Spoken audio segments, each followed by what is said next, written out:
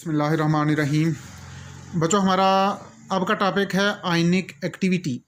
जब हम किसी इलेक्ट्रोलाइट को वाटर में डिज़ोल्व करते हैं वो आयंस में डिसोसिएट हो जाता है। अब उन आयंस की इफ़ेक्टिव कंसंट्रेशन को कहते हैं एक्टिविटी। तो activity is defined as effective concentration of electrolyte in the absence of inter ionic forces. ये इंटर आयनिक फोर्सेस का मतलब ये है कि जब आप इलेक्ट्रोलाइट को वाटर में डिज़ोल्व करते हैं वो कैटाइन और एनाइन में डिसोसिएट हो जाता है। अगर तो सोल्यूशन डिल्यूट है तो ये कैटाइन एनाइन एक दूसरे से लार्ज डिस्टेंस पे होते हैं और उनके दरमियान इंटर आयनिक फोर्सेस नहीं होती।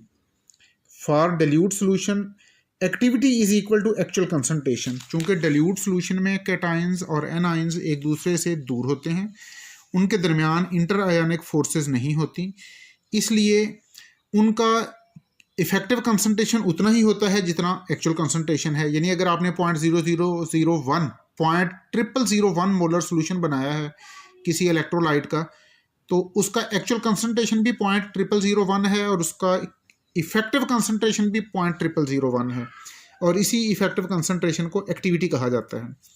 लेकिन जब सोल्यूशन कंसंट्रेटेड होता है तो कैटाइन्स और एनाइन्स एक दूसरे के करीब आ जाते हैं, उनके दरमियान इंटर आयनिक फोर्सेस बढ़ जाती हैं, इसलिए फिर वो सोल्यूशन की कोलिगेटिव प्रॉपर्टीज़ को अफेक्ट कम करते हैं, एक दूसरे के साथ उनकी इंटरेक्शन बढ़ जाती है। इस सूरत में इफ़ेक्टिव कंसंट्रेशन एक्चुअल कंसंट्रेशन से कम होता है।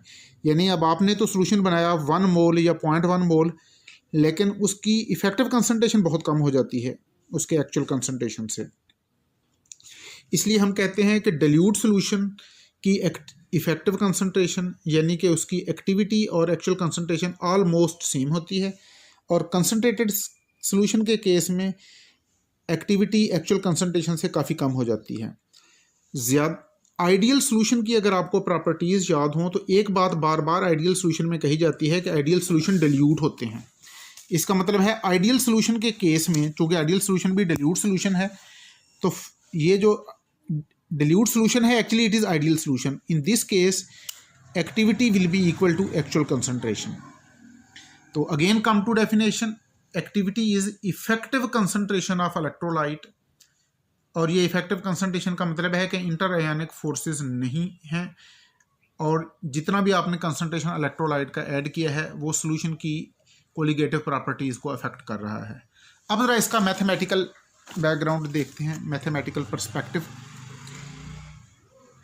एक्टिविटी डिपेंड करती है एक्चुअल कंसंट्रेशन पे। जितना एक्चुअल कंसंट्रेशन ज़्यादा होगा उतना एक्टिविटी भी ज़्यादा होगी। Activity is directly proportional to actual concentration, और ये प्रोपोर्शनलिटी का साइन अगर रिमूव कर दें तो इसको इक्वेशन की फॉर्म में यूँ लिखा जा सकता है कि activity is equal to product of actual concentration and this factor is called gamma, जिसको हम कहते हैं इट इज़ एक्टिविटी कोफिशिएंट। ये गैमा से रिप्रेजेंट किया जाता है एक्टिविटी कोफिशिएंट को। बस एक बात जहन में रखिएगा कि activity coefficient constant of proportionality नहीं होता। Activity coefficient is not constant of proportionality, क्योंकि ये भी कंसंट्रेशन के साथ वेरी होता है। बहरहाल प्रोपोर्शनैलिटी की बजाय हम इक्वेशन फॉर्म में इसको यूँ लिख लेते हैं। तो अगर सोल्यूशन आइडियल हो, और आइडियल सोल्यूशन का मतलब है डिल्यूट सोल्यूशन, तो उस केस में एक्टिविटी कोफिशिएंट ऑलमोस्ट 1 हो जाता है और activity of solution almost equal to actual concentration. यही हमने बात थोड़ी देर पहले भी डिस्कस की है। अब ज़रा इसको थोड़ी सी डिटेल में पढ़ते हैं नेक्स्ट लेक्चर में इंशाल्लाह। अल्लाह हाफिज़।